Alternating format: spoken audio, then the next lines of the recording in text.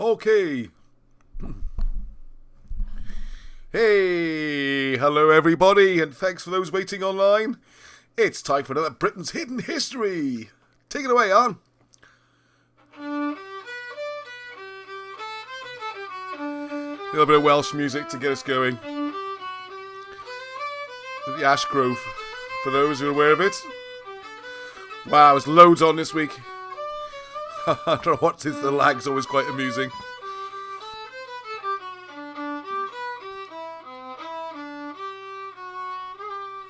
Right, very good, Arnie B, very good, thank you very much, and thank you this week. Wow, what an amazing week it's been for getting amazing messages and emails.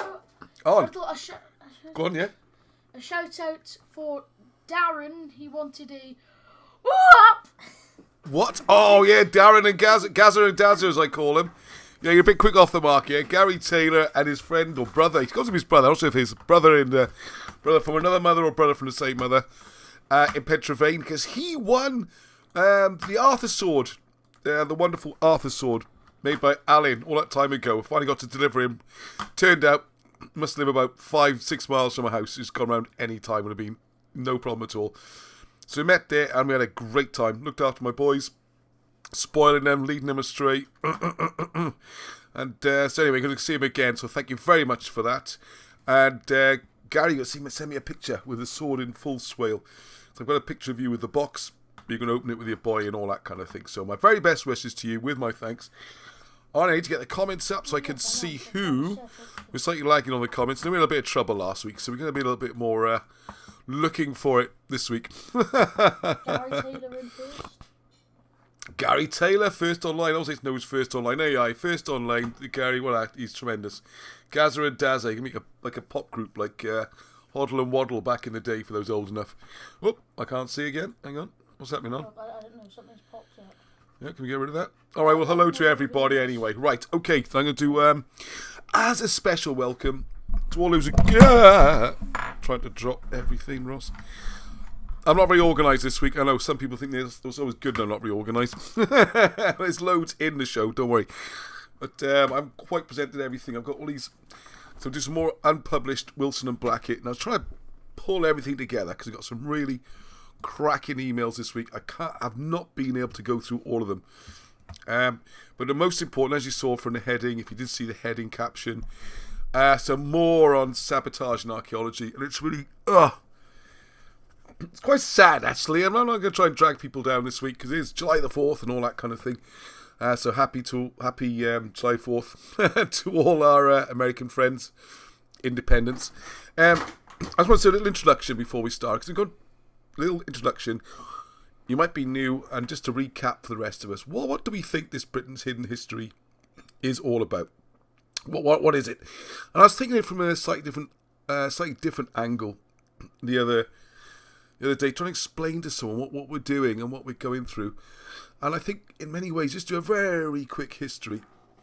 If you've got this an ancient people, we'll start from the very beginning, right back to ancient Assyria, and then you can follow, which is the Cymry, by the way, and the Britons. You can follow their movements, how they become involved with the Bible, ancient Egypt, the lost tribes as it becomes, all this kind of stuff goes to Anatolia. Then what you find then is that there's the migrations. One goes into Italy, one comes to Britain, and then we have the history of Britain there. And this is why I don't want to dwell too much on the details. And then this was widely regarded. It's a wonderful history. You get old history books back. You can hear about this amazing civilization. Everyone just accepted. I mean, there's slight variations if you read old books, like they came from Armenia or Anatolia. But these Britons were here. And if you look at all the historians, they all say the Britons were the first on the island. The British/Welsh language is the original language. This goes all the way back. Nennius, Gildas, however far back you want to go, Caesar, all these people. And then, unfortunately, this did not really fit the narrative.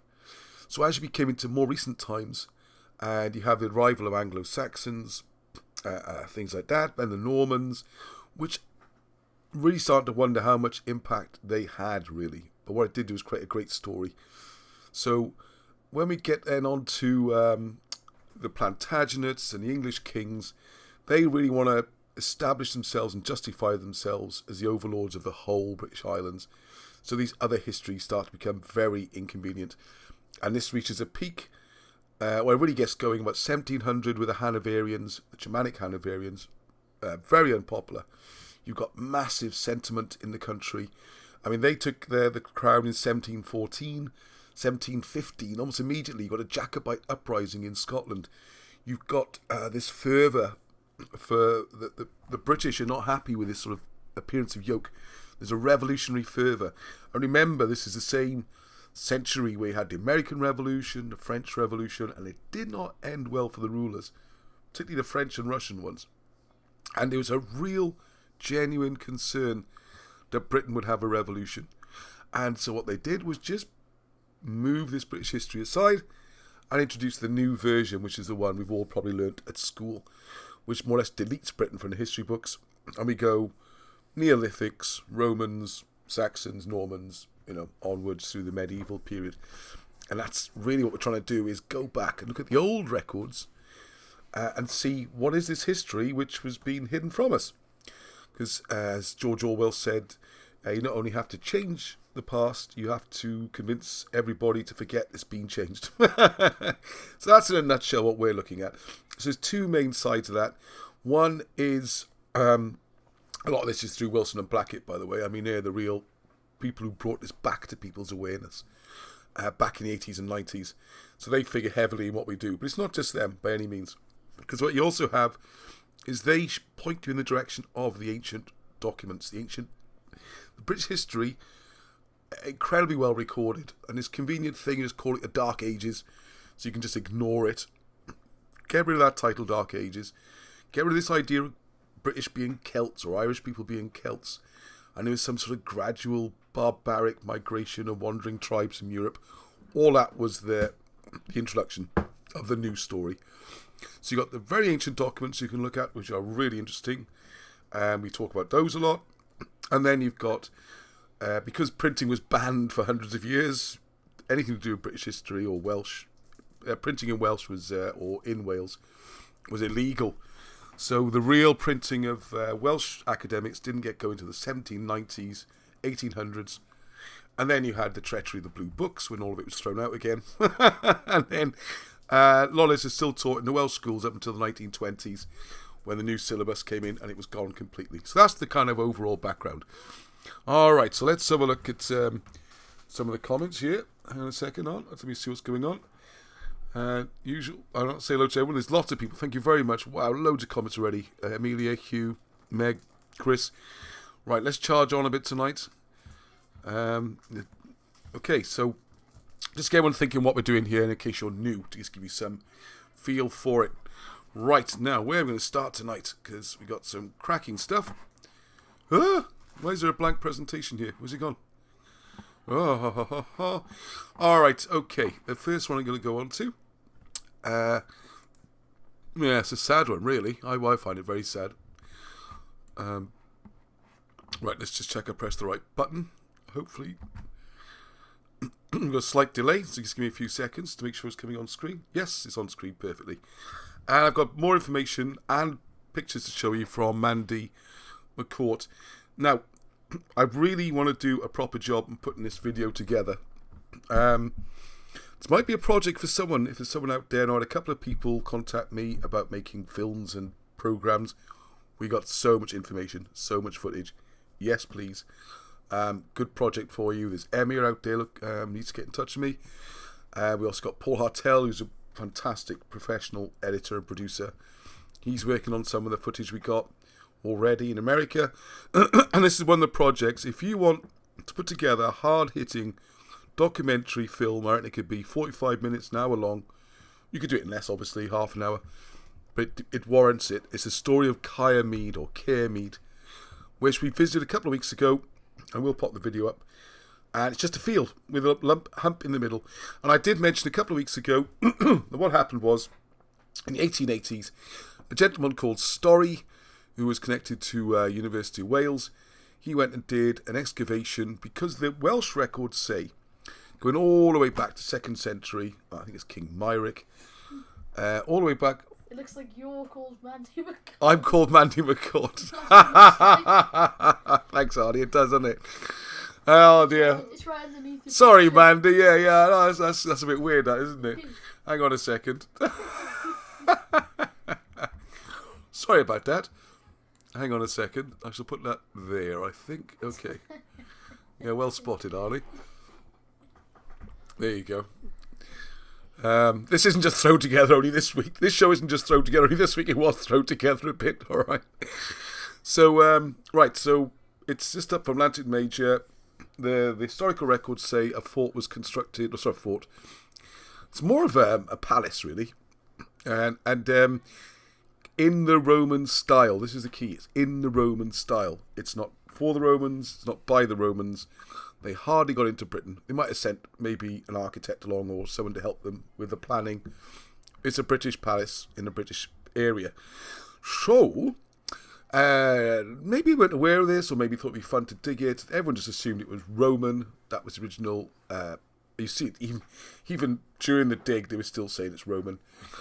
And then tragedy struck, because when they got down to the floor, I showed this last week's show, I think, or the week before, they got to the mosaics, and the designs were clearly not Roman. Oh no, we found a palace. It's not Roman. It's Roman era.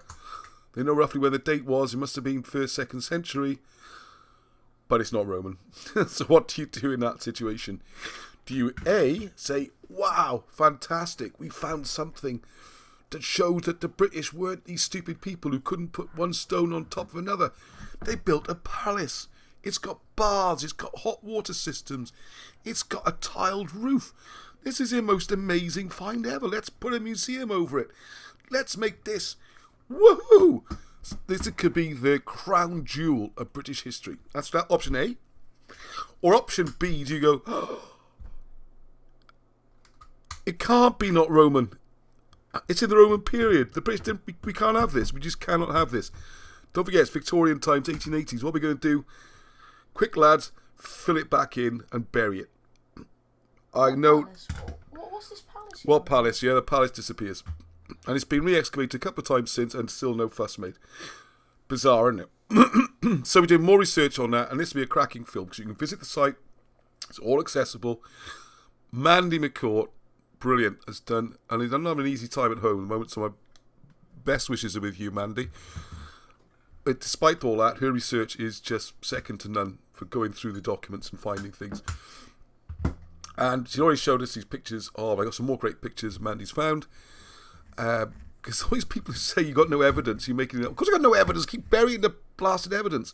Because he put the stuff up about Caer Mead being Camelot, and the amount of abuse about that. Camelot, if you're not aware of it, King Arthur's supposed palace, or centre of his empire, kingdom. Wilson and Black, it worked out, it goes back to Caer Mead. Mead became Merlot, and it's a site. Is that in the Yellow Castle? The Yellow Castle, very good on. That's it. It's to do with the sulphur pits. And Tim Lewis doing some research on sulphur, and the sulphur itself might actually be significant to do with healing and all sorts of stuff. So even that's fascinating. So we went to the site, and there it is, you can see it. And thank you to Dave Watson, who's also pointed out where you can see some of the remains of the castle. But people are against this kind of information coming out. Most of them are Welsh, by the way. Most of the ones really fighting hard for Wales to have no history. Just say you haven't got any evidence. Well, we keep burying the evidence, you know. So I don't know what we do about that, but we keep trying, eh? And I was going to say one more thing then. Oh, it's gone for a second. Anyway, so we'll come back to that site as well. So regarding Caer Mead, all right, won't stay for too long. So hiya Ross from Mandy here. So been reading the Roman Villa, as they call it. It's obviously British, but they call it the Roman Villa, okay? Atlantic Major. And more stuff. After stories, spoke to a couple of people. And this guy, Humphrey Dembry, is quite... This is... You have to know about it. It's kind of sad, all right? Because this guy, Humphrey Dembry, removed great quantities of the walling. Yes, amazingly. One of the reasons they knew where to dig was not just because everything was underground, but they were visible walls. At least until 7, 8... Well, the walls are still visible, and it was probably in use now. More research is showing 8th, 9th century medieval times. Most likely medieval times. This could even still have been functioning when they did the dig. Not functioning, but, you know, still visible as a building. And working as a wall. The walls are working, yeah. The thing was that it was limestone. Must have been beautiful, this palace. And it's huge. It covers acres and acres, okay? And we got plans of it. They've done loads of work, all this kind of thing. Anyway, the stones, because they were cleaned, they were dressed stone, they were lime, they're ready for this palace. You could just stick them in a lime kiln and burn them. So as Mandy, burn up stones? well, the lime kilns, that's what you do. You have to make the lime, for various processes they use the lime for. So anyway, the result being the walls have stood for over 1,300 years, were dismantled and destroyed in a mere 2 decades. And it might have been longer than that, the walls. It was also known that houses with carved stones, potential ancient writing, stuff we found there. Oh, that's interesting. Oh, some comments. David Church, interesting perspective in our local paper this week. Welsh nationalists declaring that you cannot be both Welsh and British. Yeah, I saw something about that as well. Oh, we don't want... Well, there's a song going around... they're saying... it's sort of semi in Welsh and semi in English. It's basically saying, farewell to rule Britannia, We don't want... But then say the Welsh are the British. It just drives you bonkers. So... Oh, and Marchelle's doing more great work as well. Hello, Marchelle. Don't forget to check out her channel. And Marchelle, don't forget to put up more content. Anyway, right. It was also known that houses with carved stones had been found there in Caer Mead for a man still living whose father had been employed by Humphrey Dembry, who was a tenant of the then Lord Bute. So it's particularly malicious. They just saw the stones. Great, we can use those. Right, so he had a lime kiln, because he used lime for all sorts of purposes. Excuse me. Where the house of Daniel Davies, Justice of the Peace, had been built, and for a period of over 20 years they burned the limestone. It must have been huge, and so much of it. So from the old walls, given his reason that the stones there... 20 years, it's got to be a lot of ancient Lot of stones, yeah. The stones, they're all there for burning. Like a castle. Yeah, and they're all nice and clean, so you can just chuck them straight in and make easy money off them, and just quarry them, basically. So this man distinctly recollects his father telling her Mr. Dembry preferred the carved stones. Could it get any worse? I find it hard to do sometimes with this. Anyway, so the carved stones were even better. And they hold great quantities of carved... I don't know, just burn easier or something. And also they're more important. Yeah, it's heartbreaking. All the writing and everything's gone, isn't it? So Dembry died in 1795 and his gravestone's in there. Just thinking, what happened if someone went to Egypt and did a despicable me and stole all the pyramids? Well, funny enough, in the Victorian times, they did do a lot like this when they went to Egypt. Good question. Like a despicable me. Yeah, if Arnie's you're not quite getting your Arnie on the microphone, he's asking there, what if they went and did this to Egypt? Well, a lot of them did do stuff like this. They didn't destroy it. But some of the things they did was grotesque vandalism, where they got these huge double-handed saws, or double-person saws, and sawed off whole panels. And if they wouldn't fit in the boxes, they'd break them up and then try and reconstruct it in museums and things. It was pretty brutal. But anyway, here's some pictures from the dig. So it's actually from the dig. There's also pottery, jewellery. No one knows. I don't think anyone knows that's gone. Mandy's trying to track it down. If it's around, she'll find it. There is some stuff in storage in museums that we think we're tracking down, so we try and get onto that one. Try and stay bright and jolly, Ross. It's a lovely Sunday. And a great game of rugby this morning, didn't you, Arnie? Arnie's got a try as well, the last try of the game. Storming through. So that was good. Anyway, this is the furnace, apparently, but I think I haven't got the book. Mandy's going to let me see it or share it when I pop round and see it. It's not that far. But this is the furnace, I believe, in the palace rather than the lime kiln, okay? So we had a furnace there, and what's interesting about the furnace, piecing together the little bits of information I got, is that they made a hippocaust, which I think is to do with creating a central heating system. Yeah, I think it's to do with creating a central heating system, as I'm saying. Where you get a heat and the water goes round and it keeps like a radiator. Yeah, and it tends to go under the ground, under the floor. So you're going to catch me out now. So this is, again, you see, this though is 1953, so this site has been revisited a couple of times. And revisited in the 1990s, where the wonderful Dr. Alice Roberts, I believe, was something to do with it. So we got another picture here, so you can see all these walls. There's a major structure. I mean, Am I going mad, or does this seem really weird that you discover all this and just bury it? It's just in a field, right? It could not be a more accessible archaeological site. Nothing's happening on the field. There's easy road access. There's plenty of room to park your vehicles. No rush. It's, well, you can cycle it from Cardiff University Archaeology Department. So there you go, another picture. There we are from his original 1888 notebook. This one, as you can see, room after room after room. There's a plan, there's a set of palaces. The whole thing is pretty dreadful. Yeah, David says there, the ancient British people of Wales now being denied existence as either. Yeah, we can't be British or Welsh. Episode 60, yeah, thank you, amazing. How do we get to 60 episodes, eh? Marcel's working on it. Underfloors for heating, thank you. Underfloor heating. Thank you, David. I'm glad I got it right. I'm a Cambrian British, says Davo Cymru. Welsh is from Anglo-Saxon for foreigner. Why identify as a foreigner in your own country? Wales only exists because England does. Oh, here we go. People make now. Dean Morgan. See, I wondered if someone would say this in the comments.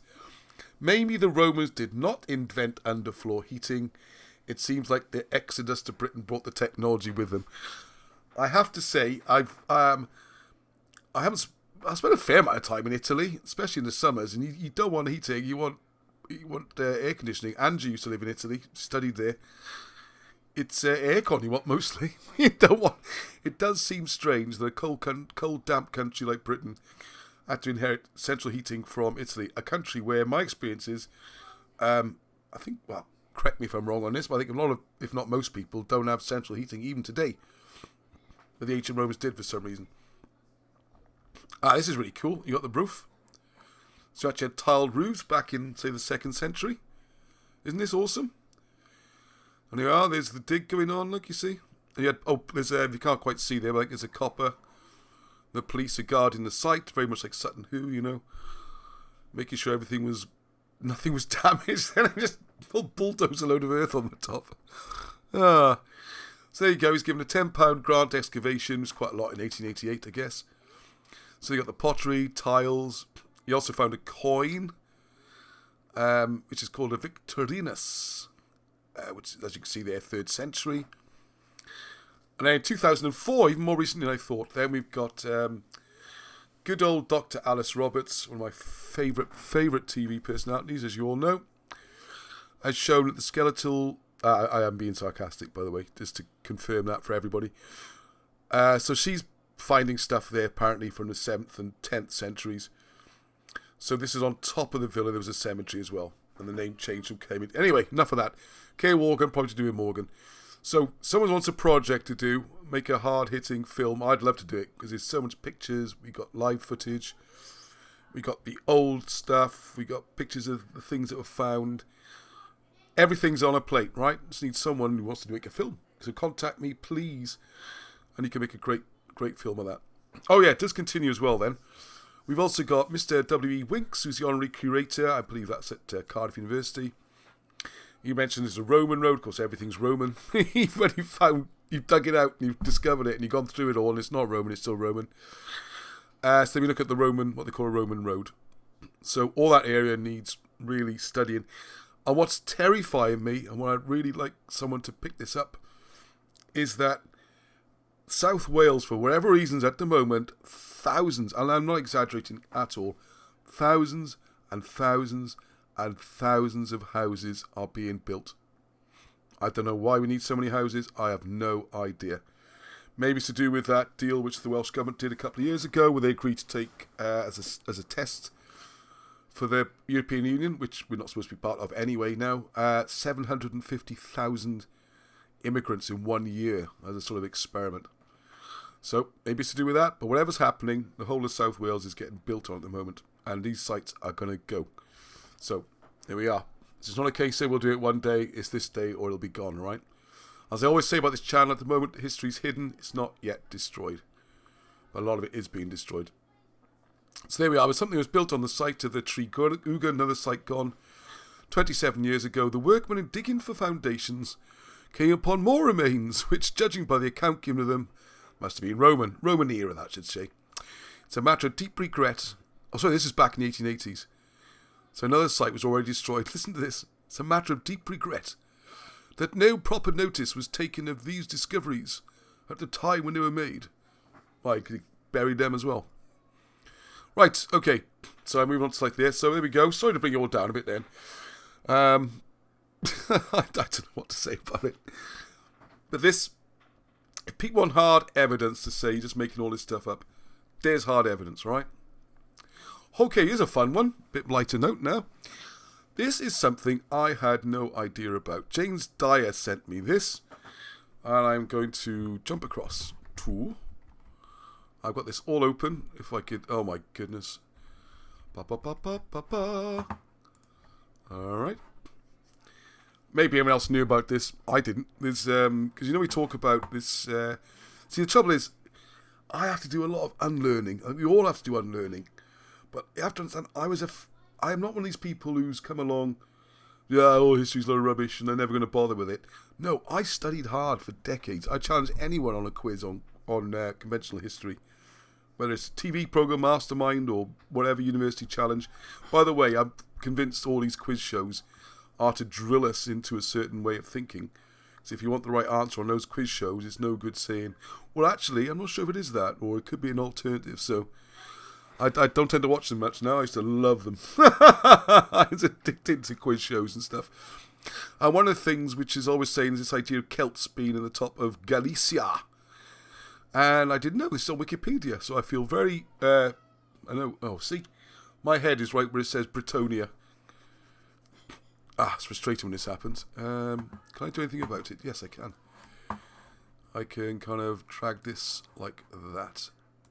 There we go, so you can see it now. Alright, sorry about that. And you can see the presentation underneath it. There you go. Alright, there we go. Bit weirder, not quite as big. Britonia. Does everyone know this? And it's got Bretons. So immediately it makes you think of the Bretons, which are here in this part of Normandy, or Brittany, as it's called.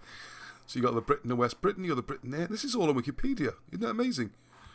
I mean, you got to get rid of the word Celtic, obviously, and just say Britons. Just say Celtic Britons. Bizarre. Anyway, right. Apparently, so there's a settlement by Britons. Listen to this. On the Iberian Peninsula following the Anglo-Saxon settlement of Britain. I mean, that makes it quite recent, in relative terms. So the area is roughly analogous to the northern parts of the modern provinces of A Coruña and Lugo in the autonomous community of Galicia, Spain. So they're still independent there. Now, so is there, the Swabi were there, all this kind of stuff. Now, there's an ecclesiastical history which is interesting because it says here the British settlements were recognised in 569. They've got their own bishopric. It's very much following the British model. It says Celtic right there, whatever. What I would like to know, if anyone is there, I can't see anything on here, I haven't studied it deeply, what language they speak. Does everyone know what language they speak there? And if it's anything to do with Britain. There we are. Hang on, so I'd like to just catch up on some of the comments. David Mosey saying Hippocrates are not Roman, they've been around since at least the Bronze Age. Probably Neolithic. See, Skara Brae in Scotland. See, Skara Brae in Scotland's the kind of place where you invent central heating, isn't it? The Romans are well known for appropriating other cultures. Yeah, pretty much everything. I was going to do a little project once showing, if you look at the famous Roman soldier. So the helmet is, it's a Gaulish, it's copied after the Gaulish style. The pilum, the heavy throwing spear, is based on the German rhomba. The sword is a Spanish gladius. The instrument they play there is based on, what's it called? The British carvix. The trumpet type things they blow. You can go through all the apparel. Everything. It's like if you watch Star Trek, it's like the Borg. You just go around absorbing, and it all just becomes part of you. So it is a lot like that, yes. So that wouldn't surprise me at all. Anyway, so there we are. So thank you very much for that one. I am going to be looking more at it. And if anyone else could also look more at that, please, I would be very interested. Right, another interesting one, which I wanted to talk about, because this is where we come to the main theme now, it all ties together, is an interesting email from Digital Shaman. I'd asked for a proper name, that's all I've got so far. So whoever that was, thank you very much. Does anyone know more about this Spanish Bretons? Yeah, people asking. Good comments, good comments. Oh yeah, the chariots came from the Britons as well. That's right, of course. Right, so thank you. Now, interesting idea here, right? Was the Welsh dragon originally... I'm looking for comments, please, and questions on this. Was the Welsh dragon originally a lion? Representing a combination of, it would have said if he's writing out in full. A combination of the lion, which represents the tribe of Judah, and an eagle, which represents the tribe of Manasseh combined, similar to a phoenix or griffin. So, because the curious thing is, right, what I was going to show on this one, sorry, just bear with me, sorry, I just want to show, to help make the point on this. If you look at most dragons around the world, because everyone's got sort of dragons, okay, you have, by the way, I'm going to show a little clip of Alan Wilson talking, which touches on this. It's not really about this, but he does touch on it. Now, the interesting thing, well, am I getting dark? You can hardly see me. Gosh. Oh, isn't it dreadful, these northern climes. June 21st was like, what, 2-3 weeks ago, and it's already starting to get dark earlier? Anyway, let's enjoy the summer before we start worrying about that. And so most dragons, there's Chinese dragons, they don't have wings. They look very different, okay? And then you've got wyverns, or wyverns as Americans call them. Wings and no arms, aren't they? Yeah, so they got the wings, but they got no arms. And let's have a look just generally at just dragons. I'm just Googling here, okay? It's not really what you call research. Whoop, I've got this microphone where I want to... See, so dragons can look lots and lots of different ways, alright? According to your mythologies and things like that. But there's a Welsh dragon right in the middle. But the Welsh dragon is very distinctive and very different to the other ones. Cardiff City Blue Dragons? Yeah, I like it. What? What's that? Yeah. Oh, the blue birds. The blue birds, yeah, well there we go, I got blue dragons as well. Alright, so if you think about dragons, why is the Welsh dragon look the way it does, okay? So, I'm getting quite slick with the buttons tonight.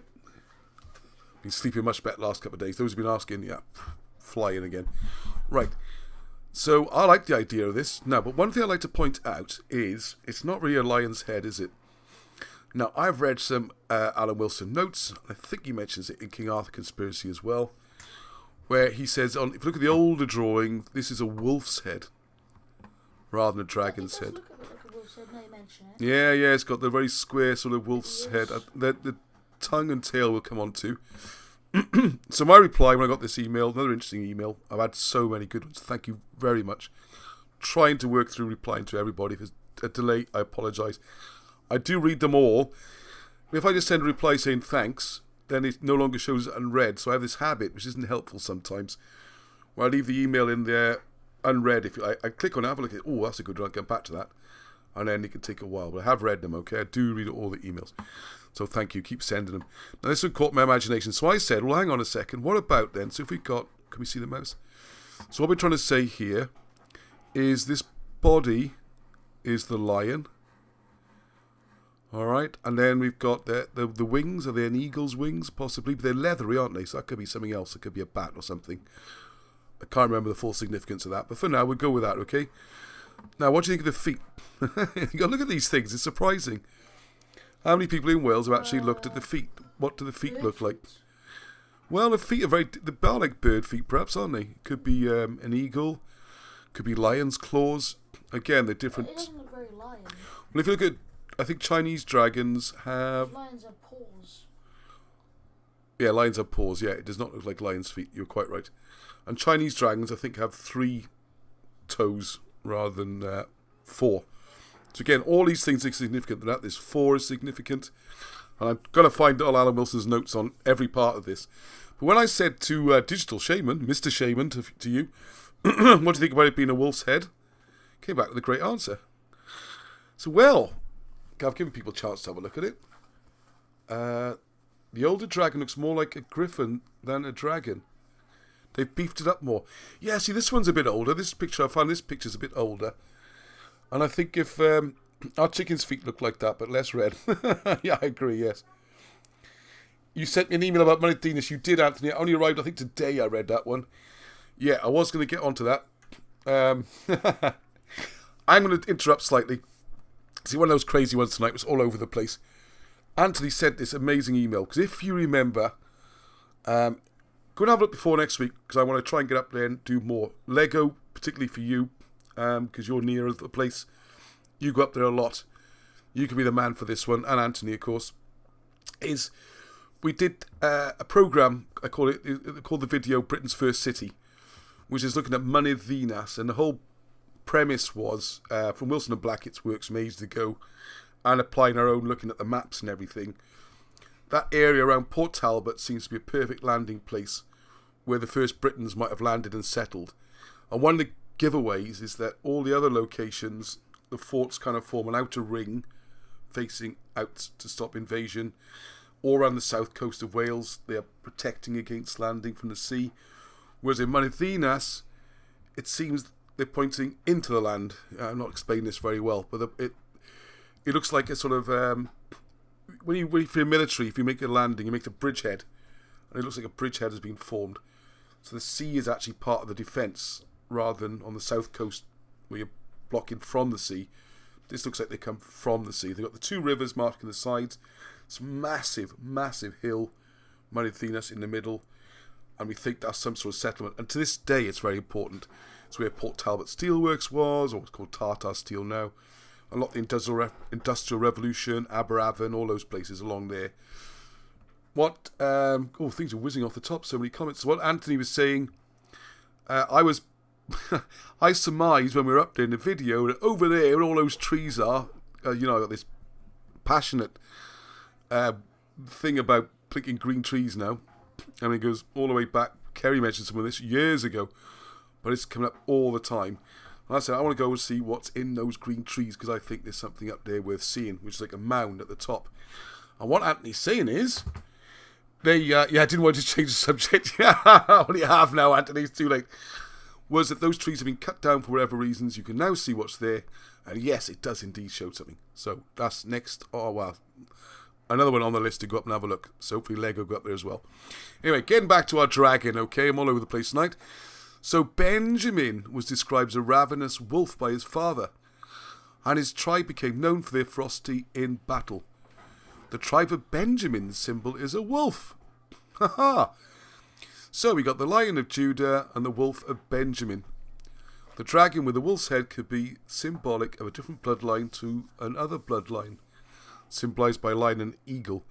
Because then, of course, we get back into the whole idea of ancient Babylonians, of Yula Lamassu. Hang on, I think you've probably seen them. But we'll just do a quickie on here. Oh, can I spell it now? Because I think it's double L. Oh, I'm not great at spelling. Lama. I think it's spelled like that. Double S. There we go. See, so this is the Lamassu, yes? Yeah? So is this kind of thing's an origin for a dragon, do you think? So he got the wings. But the difference here, see, this is based on a bull. And if you read the Hieroglyphics book, still available, hottest book of this year, you'll see why these are bulls and why you can always... Oh, have I frozen? No. No, you had a frozen moment. You're frozen. I kicked it. I need it on this face. Not a good looking face, is it? Although, if you look at my forehead, you'll see something very interesting. Between my eyes. Don't tell him on. Don't tell him. Everyone's going to be looking at my forehead from now on now. Hang on, let's face the camera. Can you see? Does it show? It kind of shows, doesn't it? Yes, it shows there. That angle there. Freeze that, pause it, have a look. What's different and special about my forehead? Can't really see it on this screen. Yeah, I think you can. I can see it from here. Anyway, what was I doing? Where was I? Come on, this is why I have to do presentations. I'm not. Oh God, I've got 2 PowerPoint presentations, both called. We're looking at Lamassus, weren't we? Sorry, hang on. There we go. Right. So there's the king and the crown. So you've got some sort of Lamassu type thing going on. That's a bull. Ah, Meg might be onto something. Looks like on my forehead, doesn't it? I've got like an... There we are. Give it away, look. Let's make it easy. The secret's out. The secret is out now. And I haven't gouged it with a compass or something. Acting like he is now... That's it. Chosen one on. Chosen one. There we go. So, anyway, so getting back to our dragon, we've got this kind of idea of putting different animals together to create a different story. So Alan Wilson will... I didn't knock it again, didn't I? Please, no. I haven't touched anything.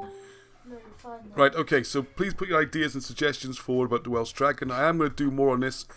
I've got to find Alan Wilson's notes on this. Actually, I thought it was in the King Arthur conspiracy book, and I've scoured it, and there's a little bit of a mention in it, but not much detail. So I must have it somewhere else. All right, let's clack over. Yeah, please, and especially today's July the 4th, so happy, what do you call it, July the 4th Day, Independence Day. I lived over there for a while, and I'm still... Happy American, happy British guy. Yeah, there you go. Happy British guy, happy American guy. There's happy Lee. roast dinner and happy mac and cheese. There you go, mac and cheese. Burgers. So anyway, if you haven't seen this video, please do. Because it hasn't had that many hits, and I think it's because I haven't sold it very well. I think it looks a bit boring, the screen, apart from our two happy faces. But the whole point of it is, there's a number of stories in there. Lee Penton's put together loads of pictures of like Roman coins found in America. We talk about various things in history which have got really, really good evidence, and it's just not accepted. And it's bizarre, and this goes to the heart of what we do in Britain's hidden history. And we've got this interesting what do you call a juxtaposition, if I'm being polite. We've got complete opposites on both sides of the Atlantic. So it was decreed in 1900 by a Mr. Powell, very learned gentleman. He decreed in 1900, no one, apart from the Native Americans, as he called them, they call them First Nation now. I wonder, by the way, it's my idea, should the Welsh be called First Nation British? Would that get us some protected status? Just an idea, just throwing it out there. You heard the term here first, eh? We're the First Nation British. Anyway, the First Nation Americans, apart from them, no one went to America before Columbus. And that is it. It's like a law, it's a writ, it's a holy decree. And then we go through some of the tons and tons of evidence. And what I didn't mention about that video, I might change the card a bit, is there's some good stories about Alan Wilson in America doing translating, and you can see the writing on the walls of the caves, and it's being destroyed deliberately. The evidence is being deliberately hidden and destroyed. And the juxtaposition, no, that's also a proper word. You got two things proved from opposite directions. Because in America, you got the declaration that absolutely nothing came out from outside America. And then in Wales, you got the declaration where absolutely nothing came from inside Wales, inside the country. So there we go. That amused me. But please, it's you can dip in and out. You know, I'm going to watch the whole hour and 20 minutes in one go. Covers quite a lot of topics. And my room on your forehead. It's like a GoPro camera next time you're out investigating. Well, I'm like, yeah, I've got a good forehead. I tell you, the one thing, I'm not the tallest person, all right? I'm about 5'9", but this. That's about a foot of it. That's about, thanks, Arnold. Look, it's half your head. My forehead is not half a foot, okay? It's half your head. Yeah, okay, thanks, Arnold. Yeah, and it's flat, perfectly flat with corners. No one better at heading a soccer ball than me. It goes exactly where I aim it. You know, people got curved heads. I don't know how they can aim a football. With me, boom, and it goes. Big head, very heavy, bang, like a bullet. Yeah, hats, very difficult to get a hat to fit, but really good at scoring goals. All right, okay. Yeah. Right, yeah, Part Talbot, yeah, plenty of room on your forehead. Yeah, thanks, David. Stick a camera on there. Stick the whole recording kit. Lloegrians are really the First Nation British. Yeah, well, they're welcome to join in as well. I've been reading more. I've got where's that 1803 book? I'll do that next week because I'm rambling on here. We're almost up 10 to 9 already. Catherine, wonderful person living in Cardiff. Catherine won. See, fate leads you sometimes, because Catherine won the first prize draw, and I took a prize down to her a few months ago, do it by hand. Was that the Alan Wilson slate thing? Yeah, the Alan Wilson slate. Well remembered, Arnie. Very good, very good. God, he's awake this week, isn't he? So we had, so she's so nice and lent me this book, okay, or a couple of books, and the one I've just finished reading, and I want to do a special video on it. 1803, I think it's called History of the Early Cymry by Reverend Morgan, and that's got another slight spin on, also so many interesting things, on the first migration, and I'm going to leave this hanging for next week, a very, very clever argument for why the Lloygrians decided to go over and ally with the Anglos and Saxons. So that would be an answer to. They just deleted the message. He says, "Is that how your legendary hat stays on so well?" It's all right, William. You can say it. Yes, my hat will not come off in all weathers. Yes. I think it was just a typo or something. Oh, it was a typo, was it? Retracted. Oh, well, there we are. Is that the reason why your legendary hat stays on so well in the videos? Yeah, no matter how much the rain is, the wind, it'll just wedge it on the corners there. I can almost put a bolt through, because I don't think there's anything actually in that bit. Actually, no, Lego figures around it. Yeah, they go round the heads of me. Anyway, right, we're digressing here. I'm going to have to do this on a separate one. Dave Watson, he's brilliant. He sent me loads of great stuff. This is one I just wanted to show quickly. This needs a proper discussion, all right? Not really Sunday evening. Bit heavy. Not heavy. That's rude, isn't it? I mean, it requires a bit more thought, than usual chit-chat like to do on a Friday. So what he's doing here is taking... I need to shuddering my table here. Is taking... we know... Well, I say we know. I mean, incredibly well recorded. Date is Mascan Ledig. Died 388. Okay? We're Roman Emperor. I mean, it's... what's his name? Magnus Maximus is the Latinization. Whether he's British or Roman, I think it's a bit of a moot point, really. He's certainly in Britain, and he was the emperor. All right? So what he's done then, rather cleverly, is go through the generations, and he's worked on adding 30 per generation, and going through, and what it does, it puts Arthur to be born around 515. Because if you go on Wikipedia or something, you'll see he's supposed to be 7th or 8th century, miles out. It's all out. Have a look at Wikipedia on the videos, and you see the one which Lego pointed out to me. That I think Myrig is supposed to be the father of Arthur. He'd have had to be, I think, 170 years old when Arthur was born. Fair play to the old boy. He's doing well in them days, eh? Plenty of lead in his pencil. So, what we're doing there is looking at... I would say that there's a little bit of discussion on the emails.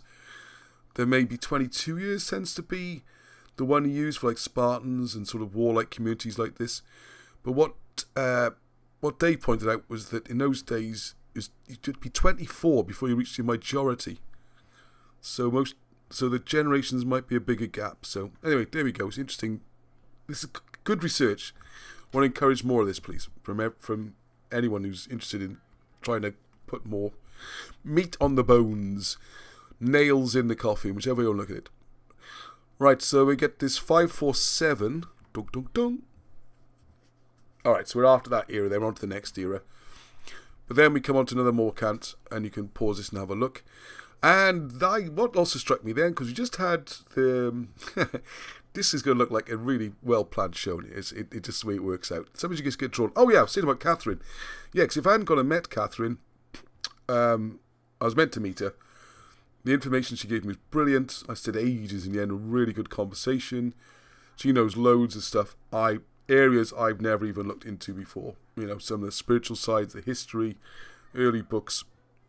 Wonderful, wonderful woman. I had a wonderful time. I'm going to go see again. I learnt so much. It was great. Anyway, in that book, that theory about the Lloygrians, all right, and why they're not the British anymore. That'll upset you, Marcel. We can have a good discussion about that one. Right, so anyway, so what we got there is... So the gap could be caused by the eruption of Krakatoa, or collision with a celestial body, or the first recorded pandemic that wiped out half the world population. So that's a big one, big claims there. Or it could just be the comet we're talking about. What was the first pandemic? I don't know.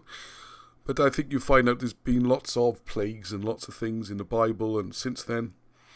I mean, one in Egypt in the Bible. Yeah, one of the things we talked about the other day was... God, I've been doing so much this week. I'm jumping around all over the place. I think I must be editing some of Alan's work, where he was saying that there was a plague in the 5th or 6th century. One of the yellow pestilences, which... that's right, I remember now. We're looking at Gurgen... not Powys. Come on, Gwynedd. Gurgen Gwynedd, up north. The one who followed King Arthur. And he was killed off by a plague. As you can read in the Mabinogi, it describes how the plague, how he hid himself in a room and it sneaked in through the keyhole, all this kind of stuff. It's crazy stuff. But what he's saying was there are a number of these cholera outbreaks or yellow deaths or whatever they were, and it could have killed a third of the population, one of them. So there we go. But anyway, the big point of what Dave's done is great work, well done. He's back in the age of the saints, as he calls it, back in the 6th century rather than 7th or even 8th, I've seen it. Okay, now the main theme, it's on 5 to 9. I'll do my best. I'm going to have to... On my screen it still says started streaming 96 seconds ago. 96 seconds ago, there we are. Some good 96 seconds. Oh, right, okay, on. There's lots of good chat going on there about being druids and all sorts of stuff. Author Graham Robb mentions that there are more Iron Age forts in Wales strategically placed above... Can't read that. Coals and... Oh, passes. Anyone else? Yeah, more people getting involved. Thank you, Marcel. Yes. Yeah, Kay, thank you very much. The new book I picked up. Oh, right, another book. Prehistoric and Early Wales by Foster and Daniel, 1965. Has references to a lot of archaeology in Wales. Right, get it out. Have a look. Dig into it. See if you can see anything about... no pun intended. Dig into the archaeology book. Boom, boom. Oh, I should have mentioned the other book by Reverend Morgan was published in 1803. That also makes it very interesting. Right, now, the reason I come on to this, I have here some... I just love it. It's beautiful. It's just, hand typed. Well, this is come off a printer. There are files to this one. But no one knows where the files are, I don't think. So there you go. So we do have a copy here. Now, because, what do you call Alan Wilson again? What do you call him? Ultron, is it? Ultron. If you follow the... Oh, I wonder if I should show the Alan Wilson video now. I tell you what, I'll just... now we'll finish that, I think. So if you follow the... We'll follow a bit of Alan. Right, so if you follow... Yeah, I'm jumping around too much. If you follow around the Marvel comics you heard, or the Marvel... Cinematic Universe. He's going to be a nightmare, isn't he? Marvel Cinematic Universe. You'll see there's a character called Ultron, who's also in the old comics, okay? Who knows everything, alright? So I'm in the comic generation, he's in the movie generation. What can he do? It's life, isn't it? He's not as cool in the comics. I'll speak for yourself. Anyway, Ali says that he's not as cool in the comics. He doesn't move, it's a drawing, isn't it? Anyway. Yes, I know, but his powers aren't as good. I'll tell you what, I'll get my pencil, you get your pencil, and I will draw so I can draw the cartoon character, and you can try and draw the movie. No, okay, you draw the cartoon character, I'll get an image of the movie character. This has gone all night. I'm sure people didn't tune in for this. Right, see, completely thrown me now. Anyway, because Alan Wilson knows everything, that's the point. Ultron is plugged in and sort of downloaded the knowledge of everyone. Like a great big internet. Now, what I had a real surprise going through these notes, alright? Just like, I call these, it's a term I've stolen from the movie industry. I call them, what do they call them? They call them nuggets? What do they call them? Eggs? What do you mean? Well, you just find Easter eggs. You find a little present hidden in the middle of a story about something completely different. Easter eggs and stuff. So I'm going to try and summarise this quickly now, because this will be going out in full as part of the comic book, which is not that far away. But I had no idea about, for a start, everyone calls him Halley, alright? Halley's Comet. According to Alan Wilson, and he's always right on these things, although I don't know how you possibly check this, the correct pronunciation is Hawley. Hawley, alright? I'm not going to read all this because it would take ages, alright? Out loud, anyway. So anyway, he was born 40th of January 1742, and his achievements would have been quite staggering in any age. I was going to introduction. He was a great thinker, an astronomer, extraordinary. These little edits you have to do sometimes. An inventor, geographer, and a philosopher. In fact, his range of activities is incredible. He's only really known for the comet, all right? And he goes through then all this stuff I had no idea about. That Hawley went all around the world doing experiments. He had amazing ideas. He was helping to... This is before Australia was discovered, New Zealand was discovered. So he was going around, and one of the things he was doing was observing planetary bodies, or depending on which model of the universe you prefer. So right, then he observed the Great Comet, 1680, and then he went off to different places. What I didn't know about, I didn't realise how much time... I will pull this out soon, do a longer video on it. He went to the ancient city of Palmyra. He's gone to the Royal Mints. He's done a vast array of subjects. Incredible thinker. Two big things, which I should mention before I talk about the bit we're going to talk about, which ties in with the comets.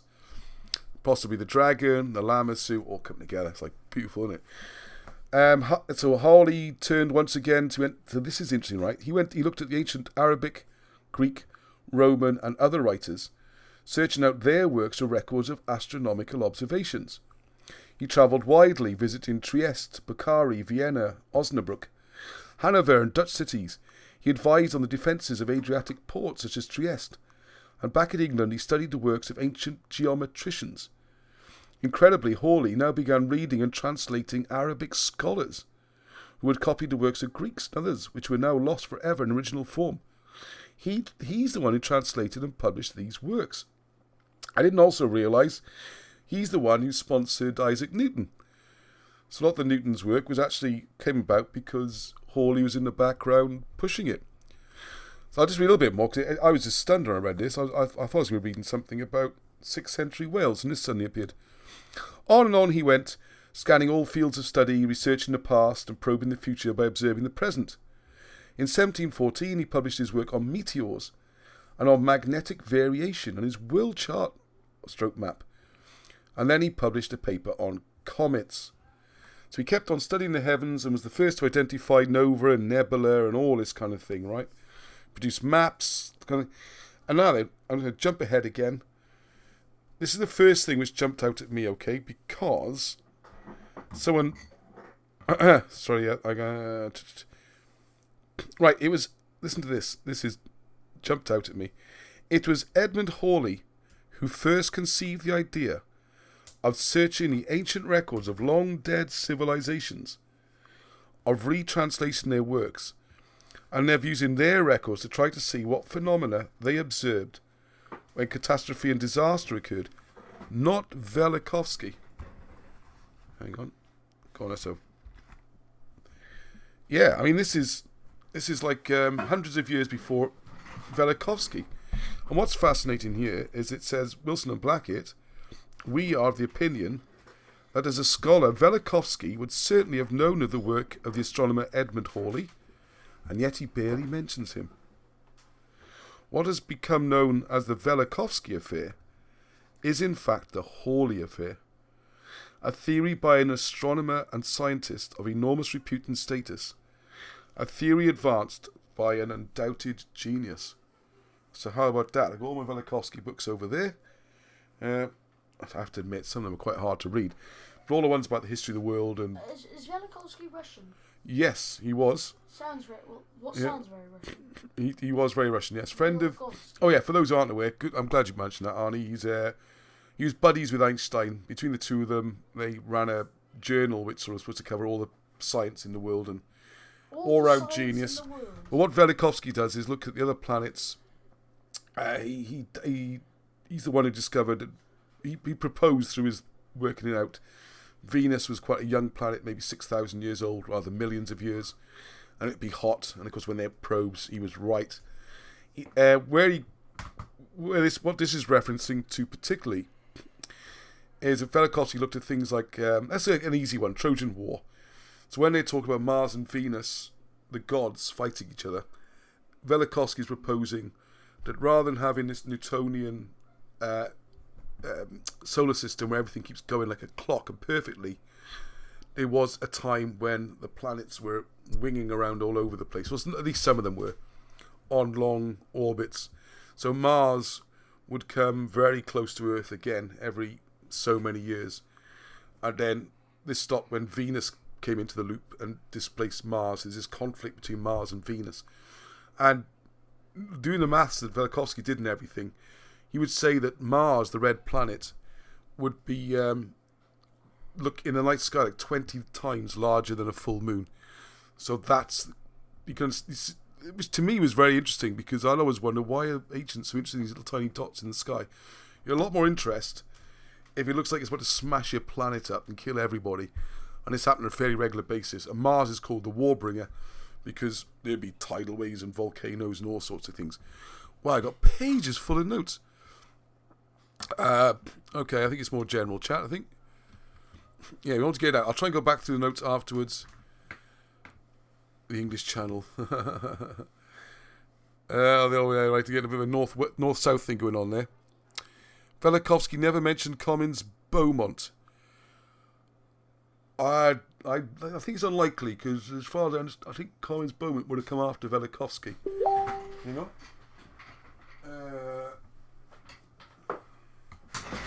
Here's The Great Deception. Isn't it 1970s, I think? I think this is probably after, because Velikovsky's first books came out in the 1950s. Isn't this 1970s? Oh, this is 2015, but when was the first edition? Great, no date on the first edition. Annoys me when books do that. I think Velikovsky probably came before Colin's Beaumont, I think. But it does, it's really got me thinking about the whole thing about whether it's a setup and whatever. Anyway, but the point with Edmund Halley was he was attacking some of the fundamental ideas of the church, the age of the planet, all this kind of thing. What I really want to get onto, though, if we've got any time left, yeah, a little bit, is the comet as the Holy Grail. There's Alan Wilson's notes here. Right, so we're looking at there. This is, because there's so much more about Hawley, which is mind-blowing. Right, okay, I'll tell you what, I do have to jump back a bit. I made my little pencil mark there. Right. I skipped out a big chunk, but anyway, Velikovsky would have done much better to have given Edmund Halley proper mention and recognition.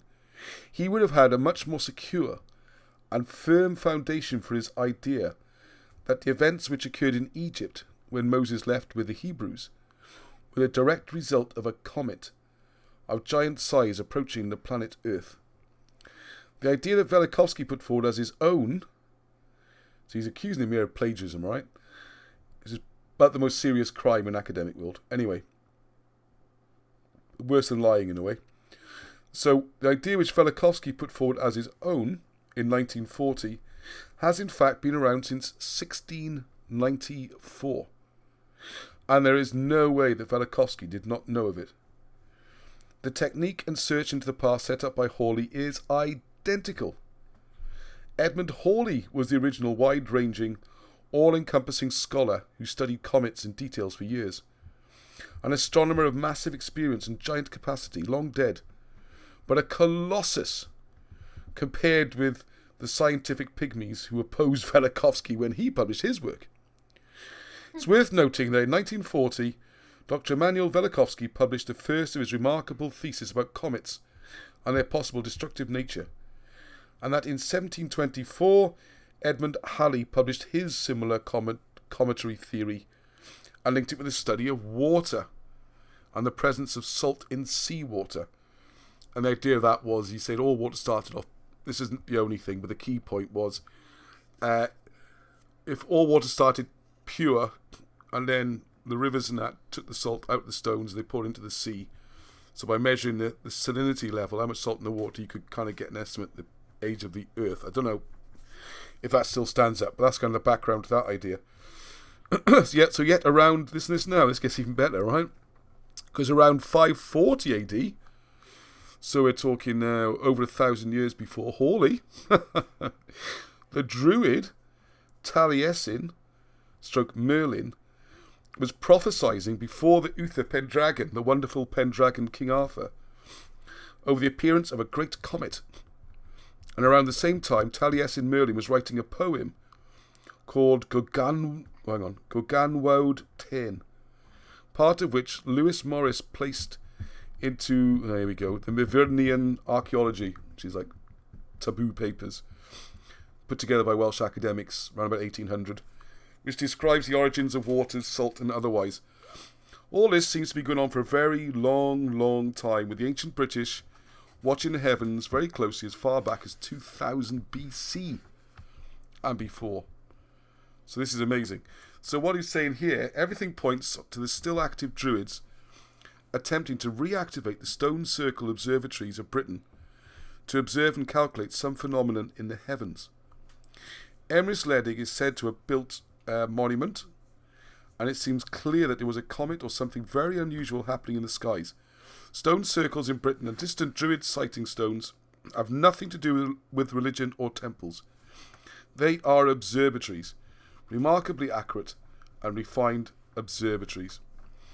Now, what this does go on to talk about here is, I won't go through the whole thing now, but I'll tell you what is fascinating, is it all ties in then with the coming of the Grail. And I do have to cover this, otherwise it's not going to make sense.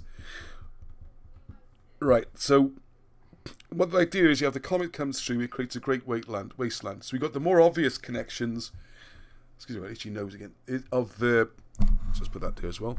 The more obvious connections of the dragon being the comet, you know, great bursts of fire going across the sky, why the Welsh dragon has to fly as well, it's a sky fire. All that ties in. I've also been sent a stack of stuff about astronomy by Hugh Evans, who knows more about this. And I get, Hugh, don't be shy, and I get you to talk about comets and the different things, because he sent me tons and tons of stuff, which I'm trying my best to take it all in, but there's only so much you can do in a week, and I've got Wilson and Blackett stuff to go. Right, so I'm going to jump through a bit. The idea was you had this wasteland, but there's a possibility that the Holy Grail could actually refer to the comet. So a little bit more about this. So you've got then the medievals, they talk about this, the wastelands and all that kind of stuff. But the bit I want to get onto is the prophecies of the eagle, which I think are very, very important. And this is part of the work of Griffith ap Arthur. And I'd like us to keep calling him Griffith ap Arthur, okay? It's Geoffrey of Monmouth is the sort of, I don't know, the way he's normally referred to. But his name's Griffith, all right? Let's use that. Griffith ap Arthur chose not to include the prophecies of the Eir, Welsh for eagle, in his histories of the kings of Britain, simply because he did not understand or believe them. Fortunately, these prophecies are preserved in the Llyfr Hengist. So you can read about this, and appeared in the Bulletin of Celtic Studies, printed in Welsh. So it is available. Now, the point of... Bear with me a little bit. I think it's worth me reading a bit of this, okay? Because everything is expressed in riddle form. And it's all related to the planets and the stars. So the story is quite different to the prophecies of Merlin, as it is immediately apparent from a cursory study of their content. But the similarities of both set of prophecies are clearly astrological horoscopes in retrospect. This is one thing to bear in mind. I've seen this a lot in, I'm sure other writers have mentioned it. Wilson and Blackett refer to it a lot. When you see a lot of great prophecies in historical books, quite often the events happen before the prophecies. And there's good arguments that they put forward for this happening a lot in the Bible. So, for example, you've got, is it Isaiah? Oh gosh, on a Sunday I get the Bible wrong. I think Isaiah, towards the end of the Old Testament, who makes a lot of prophecies about what will happen with the coming of Jesus the first time.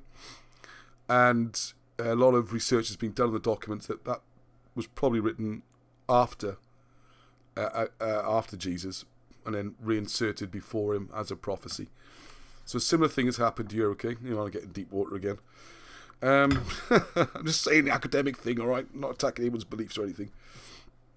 So we're not being told what is going to happen through the influence of the movements of the planets and the position of the stars. Instead, we are being told what did happen in the past.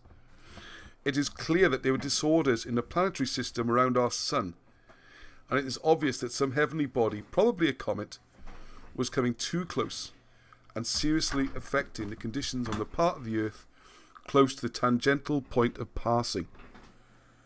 The result was whirling storms, typhoons, tornadoes, hurricanes, etc., and also firestorms and other strange phenomena causing all manner of destruction and devastation.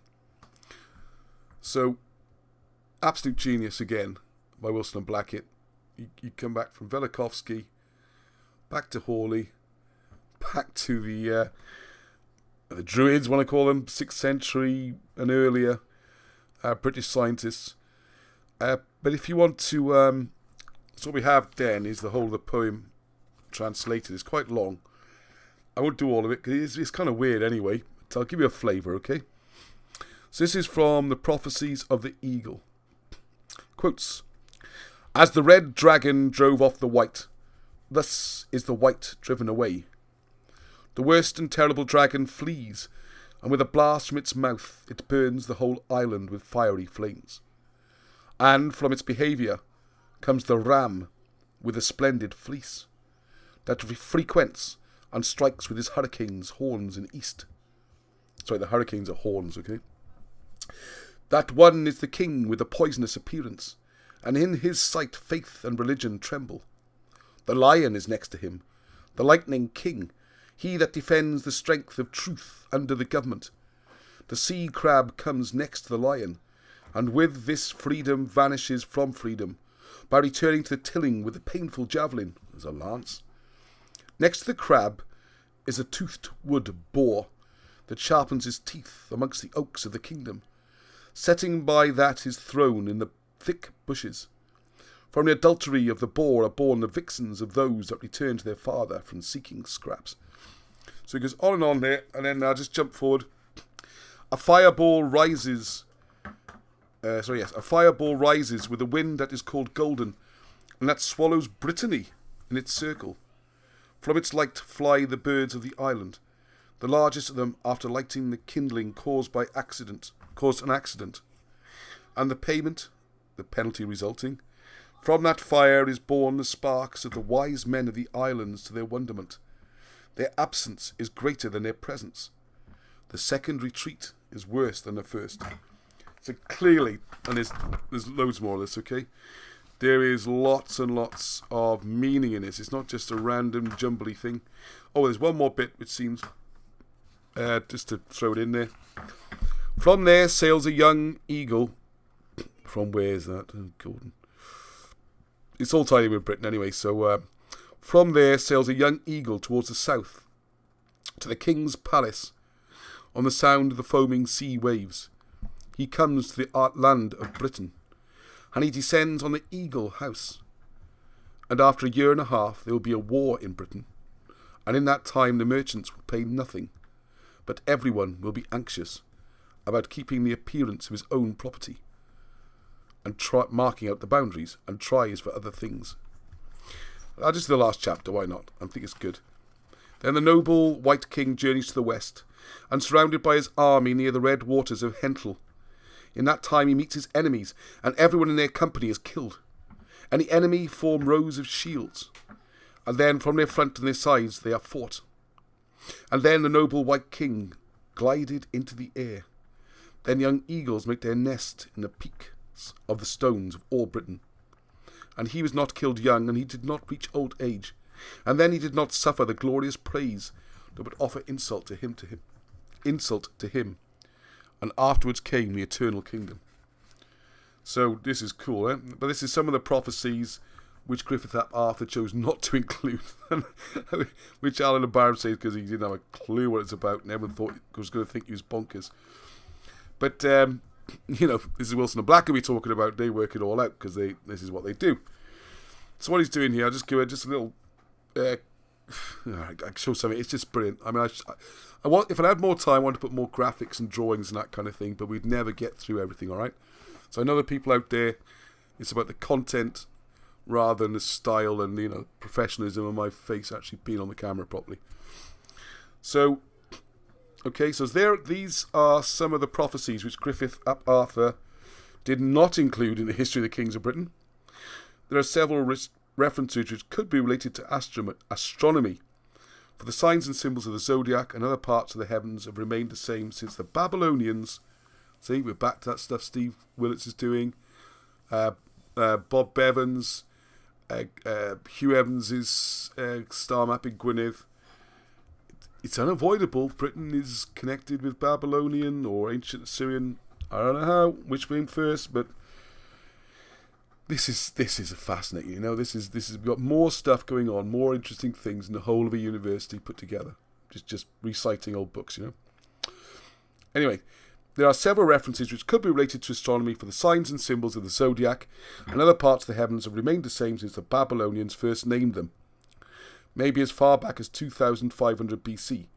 We have the lion, which is the Leo of the zodiac, the crab, Cancer or Scorpio, the ram, which is Aries, and again sheep and bullocks, which again could be Aries and Taurus. Other references are to dragons and to serpents, boars, lynxes, eagles, vixen, kites, and other birds. Almost certainly the two dragons, one red and one white, have double meanings. Dragons are the description of great flaming comets, soaring through the heavens, and they are also used to represent the age-old struggle between the people of Wales in red and the people of England in white. The rugby team still wear the same colours, isn't it amazing? The white serpent was basically one of the invading immigrant tribes of Germans, many of whom became the English. Although in more modern times, one can make little distinction between the original Old British and the Saxons. And it cannot be defined by dividing Wales from England. So there you go. So it's not a nationalistic thing, all right?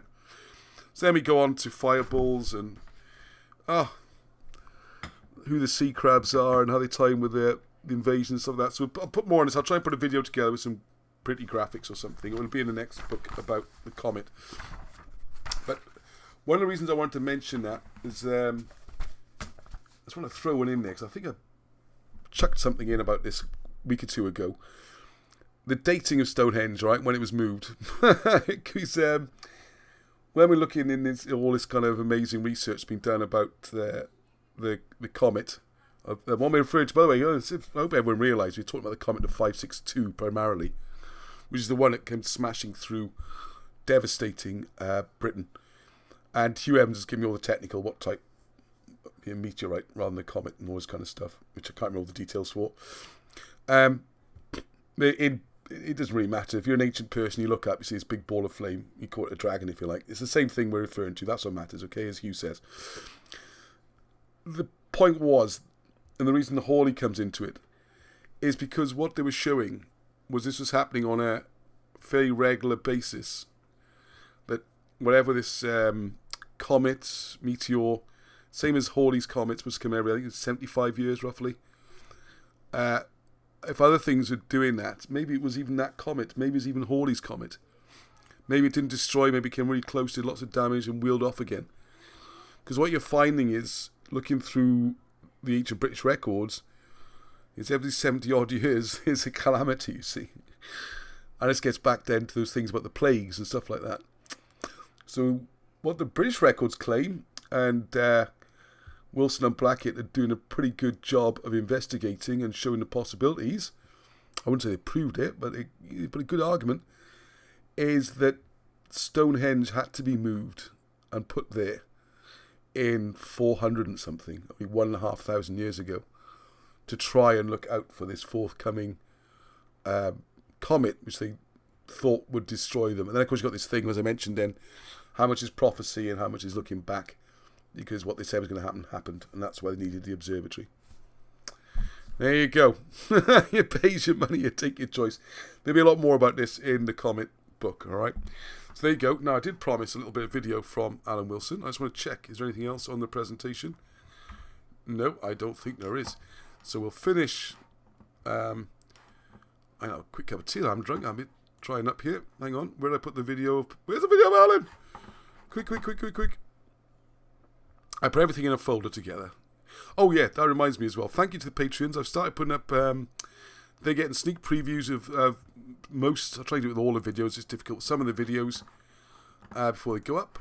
But also, I did say I would start giving the presentation with all the details and everything on it as a download, as a little bonus to those doing the Patreon supporter. It's only about £3 a month if you want to help keep this going. Okay, somebody's got to keep it going. We're going to try and live on air here. Right. Well, I'll see what to ask you as well. Because the other thing is, because I know you did a wonderful... Right, it's just a short one, just 5 minutes. Yeah.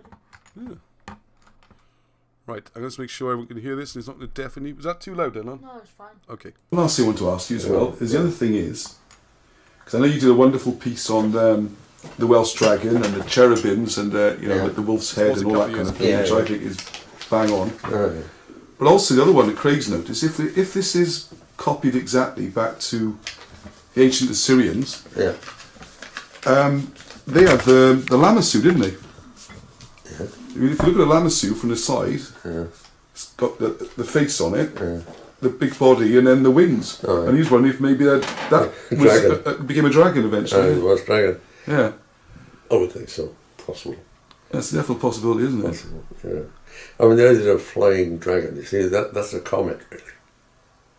Yes, in modern roaring times, definitely, and flaming through the sky, breathing fire, roaring, flaming through the sky. The dragon, that's what the dragon is. in my opinion. Yes, no, I think you're right. But it's interesting they got this on the old Babylonian Lamassu, isn't it? Well, they got wings. Why have they got wings? Well, they're flying to the sky, isn't it? So they're reference to Comet. Yes, they could be referenced to Comet and it would be making a noise, see, roaring. And we need to have a noise as well as anything else. So it's going to be something to make a noise, isn't it? I think we've only scratched the surface. Yeah, I think so too, yeah. But we've done... Other people are scratching after you, Alan. They're following your footprints, you know. It's not like it hasn't ended. I know. It hasn't ended. I've got that I find it difficult to get involved again. It's a great disappointment to us both, if I tell the truth. Yes. It's a huge disappointment. And whatever we did or didn't do, we don't think we...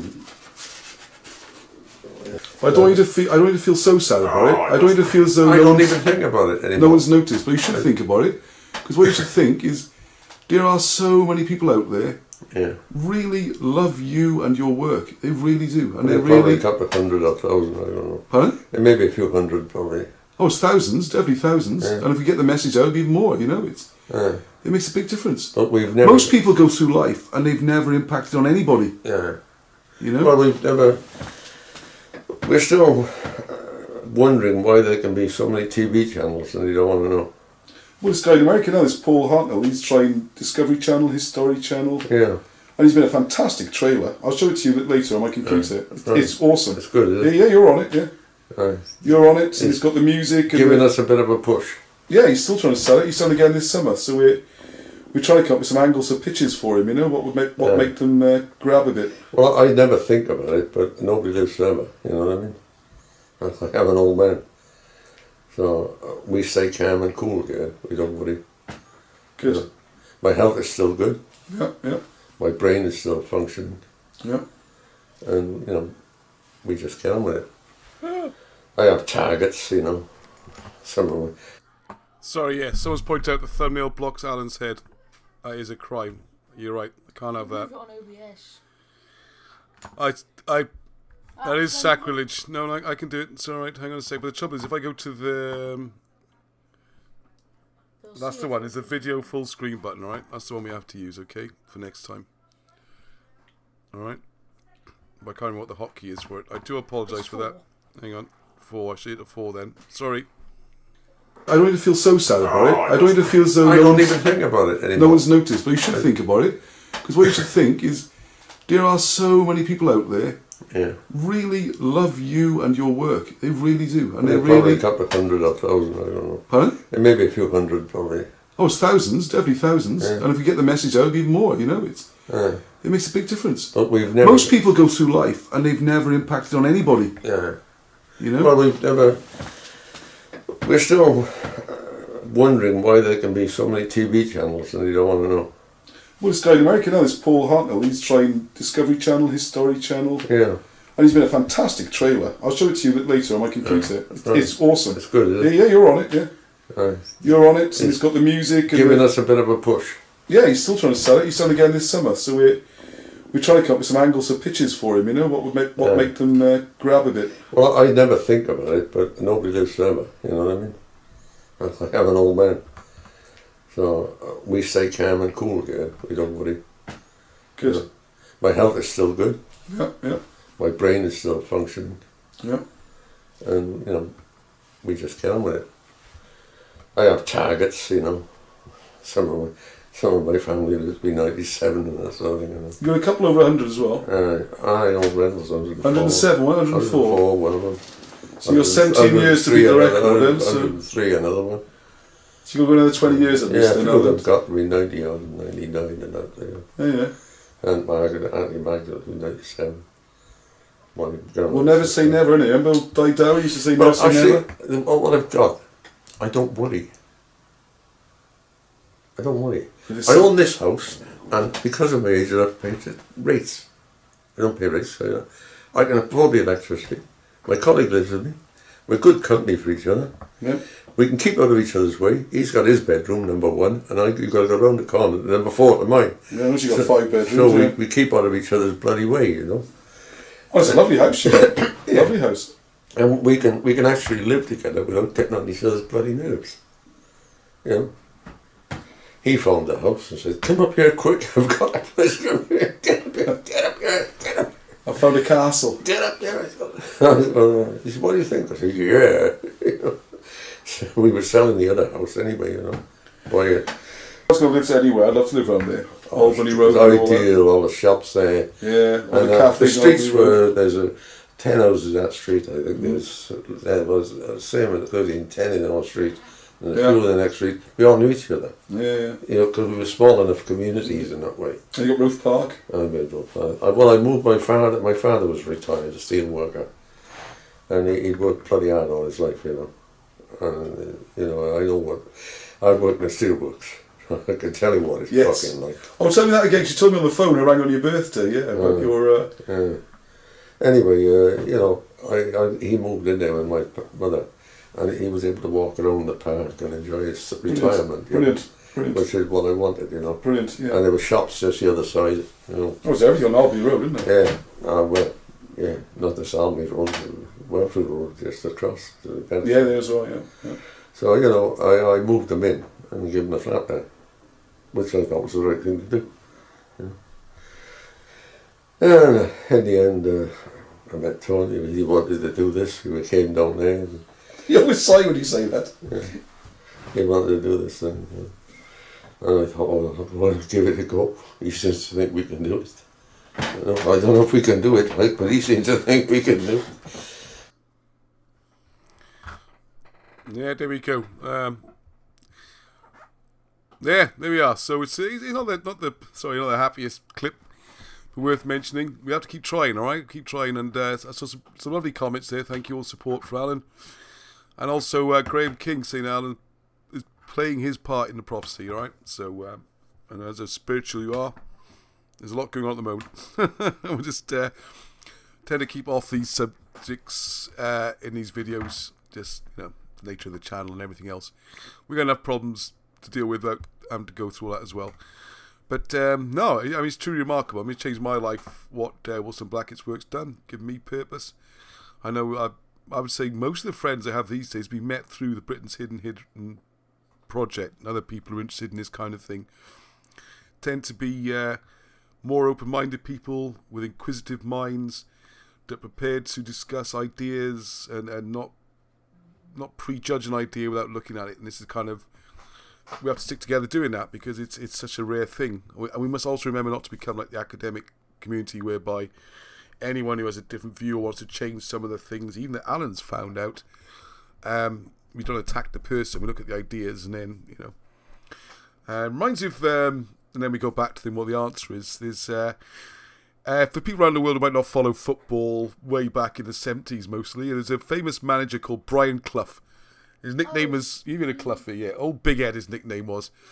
And he managed a number of teams, most famously and successfully Derby County, Notts Forest, in the Midlands. Anyway, he did a famous quote, and he said, it's about what happens when you disagree with people. He said, I have no problem with disagreeing with people. I won't do the Brian, I've got to do a little bit with Brian Clough. So, alright, so the way it works is, I'll say my piece, and then you say your piece, and then we'll both agree that I was right. It's a bit like that, all right? We can go through the points and everything, and discuss them. We go. Anyway, so it's got quite late there. You're going to play us out in a minute, Arnie B? Yeah, I'll Get yourself sorted. Any requests what Arnie should play, all right? There's and also someone put a comment on there saying, am I the guy on Channel 5 in a grey Capri driving through a load of boxes? I think I've hardly ever watched Channel 5 in my life. At the risk of sounding like one of these old judges, I haven't had TV for years and I don't know what your reference is. The only thing I could think of was Starsky and Hutch driving through, when my dad had a red Capri, driving through boxes and jumping onto the bonnet, David Soul and Paul Michael Glazier.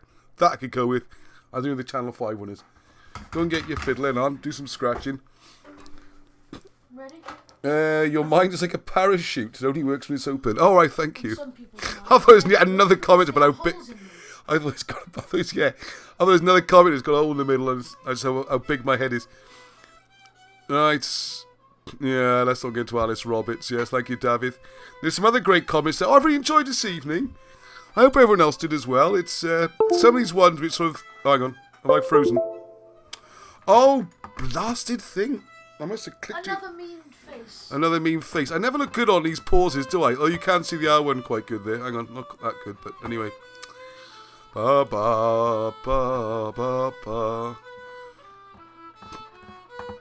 Yeah, you just can't do that kind of gentle background stuff on. So can't really enjoy this evening anyway. So it's a little bit thrown together is good, but it did have a theme, you know. And I was thinking to do an American theme with Lee Penton and all that, but there's loads of American July the 4th stuff going on. And I can't imagine Americans even watching this tonight because they've got other July the 4th things to be doing, like eating burgers and watching fireworks, whatever you're allowed to do this year. Or looking out for speeches from people who can't be mentioned. No politics. Right, anyway, okay everyone. Good night, thank you very much. Yeah, be careful, John. 4th of July, I wonder how many McDonald's burgers have been sold today. Well, I don't know, because everyone has barbecues, don't they? I'd say one story. I lived in America for a while, by the way, just in case you wonder. I was in the land of the free and liberty. I was in New England, in Boston. I had lovely times. If everyone at family is watching, thank you, looking after me wonderfully well. I had a great time. But the funny one, I have to share this, was on July the 4th. And it was the big celebration, okay? And it was the bizarrest thing, because it was glorious sunshine. And if you were brought up in Wales, you don't waste glorious sunshine sitting indoors, all right? So we had there's loads of people there. It was a fantastic. One of these Irish-Italian families, where I don't know how many cousins and aunties, and there must have been at least 40 people in the house. Must have been. And it's great. It's like, this isn't sexist or anything, but people just enjoy life, you know, and chill out about things like that, because you had all the sort of, the distaff side, the women were all hovering around the kitchen. They weren't all cooking. You can't have 20 people cooking at the same time. But they were enjoying themselves. They're chatting, they're bringing the food out and all that. And all the guys were in this really big living room, all watching American football, okay? Now, I like American football. I used to play American football, and I coached a team, so there you go. But, I mean, it's this glorious sunny day. And then, when you're at a barbecue, the weird thing was then, you have the barbecue outside the back door, you put the meat on and everything, put the lid on, and a fancy temperature controls at times, you go inside. So everyone's sitting inside watching TV and stuff. No one at the barbecue. So anyway, I ruined the tradition. I dragged everyone outside. I organised baseball. I thought that's what Americans did on July the 4th. I made everyone play baseball. You did lots in your time in the land of the brave and the home of the Whopper. The home of the Whopper. No, hang on, Burger King's British, isn't it? No, it's not. I don't think so. I think the Whopper might be British. No, probably not. Probably not, is it? Land of the brave and home No, of we the had Whopper. Britain had Wimpy bars. We had the Big Bendy. Britain's answer to the Big Mac. Anyway, I should be wearing my Drew Bledsoe jersey today. I should, yeah. See, I was what do you call them? Pats. I used to call them England Putts when I was there. Yeah, I predate the amazing Tom. I was a Red Sox and Pats fan. But when I was there, I'll just tell a little personal story there just to finish the show. But I was there, it was still the curse of the Babe, you know? Babe Ruth had been transferred to New York. Hey, very good, Art. This is getting sillier and sillier. I haven't played that before, that's very good. Oh, close, keep going. I don't know how the rest of it goes. Da da da da da da. Come on. Oh, say, can you see that star-spangled banner? Yeah, no. I don't know how the rest of it sounds.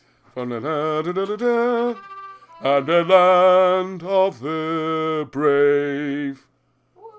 Yay! Yeah. And was throw me now. Oh no, I was going to say. Yeah, that's right. Yeah, so the curse of Babe Ruth, all right, which he was transferred from the Red Sox to the Yankees in 1924 or something. And if you remember, the story was picked up on in that great film there about the obsessive Red Sox fan. It's very funny with Drew Barrymore. It's the Nick Hornby book. I've forgotten the name of it. Written about an Arsenal fan. They transposed it over to the Red Sox because the Red Sox had won nothing. When I was there, right, when I was in Boston, the Red Sox had won a thing for 60, 70 years. Since I left, what have they won? How many World Series? I think almost. The New York Patriots.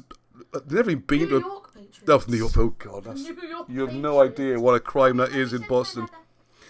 the New England Pats.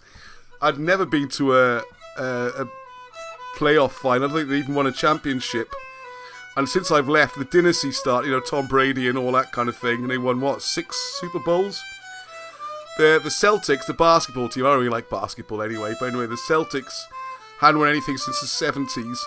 And I even went and watched the Boston Bruins baseball team, and they hadn't won anything forever either. So don't call me a glory hunter when you see my Patriots tops and my Red Sox hats and all that kind of thing. I knew them when they was bad, alright? Anyway, so I'm rambling, really, aren't I? So I think people, the viewing figures are going to be, everyone's just be logging out now. It's quite brutal when you look at the numbers. They no longer have Tom Brady, though. No, they no longer have him. When he transferred to the New Orleans, and then he won it for them, didn't he? So who's the loser, eh? Who says no man's bigger than a team? Anyway, enough American chat. Just my July the 4th stuff. I must have left some stardust. Thank you, Gary. That's very generous. The curse was lifted when I got transferred. It's like the opposite of the Babe Ruth curse. Since you left, here we go. William Juby. The Pats have won 6 Super Bowls. The Red Sox have won 3 World Series. And the Celtics and Bruins titles. Yeah. I never won a thing when I was there. But at least it meant you could get tickets. You can't get tickets now, they're sold out. So if you always beat the winning team, you don't get to see them play. Anyway, that's enough of this, alright? I have to go now. I haven't heard of Gandalf the Grey is on. Have you heard of the Oera Linda book? No, I haven't, I'm afraid. Same with me in footy. Well, I wonder if I left Cardiff, if Cardiff City would finally win something. I left Cardiff for 25 years and Cardiff City never won anything, so it didn't work. Right, okay, so good night, everybody. Oh, I don't know if you can hear me at all. Very good, huh? Go on, do a little bit of Star Spangled Banner again. I thought it was quite cool then. Just do a bit. And I will say good night to the land of the free. And all sorts of jokes spring to mind then about... Am I going to sing it then? No, I bet not. Off quick then, Ross. Yeah, I better go off quick, before I start singing. Come on, I'll follow you. My voice is tired. I've been talking for an hour and a half now, haven't I? Sing it. Chug some tea and sing it. I don't think I know all the words. I used to. Ready, Ian? Yeah, Come on. go. Oh, say, can you see by the dawn's early light? I froze. Keep playing on. I got frozen. I don't know the rest of it. I'm Du-du-du.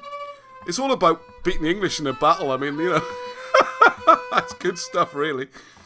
Du-du-du. Oh, say... Hang on, you jumped ahead of me. Then they won, and the star was still flying. So say, can you see that Star-Spangled Banner from the home of the brave? I might be free, I got the wrong way around. No, it's the home of the brave and land of the free. And the land of the free. Right, that's it. Now about that for an ending. You can't follow that. Alright, all in the best possible taste, as Kenny Everett used to say. All in the best possible taste. Right, as you can see, I am fully well again. As always, people have been worried. Thank you very much. One thing second. Yeah, no, only if it's not rude. It's not rude. Go on. Ooh-ah. Ooh-ah. Ooh-ah. Oh, yeah. I think my boys have promised like cans of lager or something. If they said ooh-ah to Gaza, I don't know what he promised them. I tried to think. No, it was Darren. Darren. Darren's even worse. Ooh-ah. Ooh-ah. Alright, you got an ooh-ah. Right, I'm definitely going to finish the show now. Come on, boys should be in bed. It's 9:45 on a school night. I don't know what's coming to. Until next time, during the week, this crazy madness won't get into me tonight. Alright. No star Paul, Herbuch.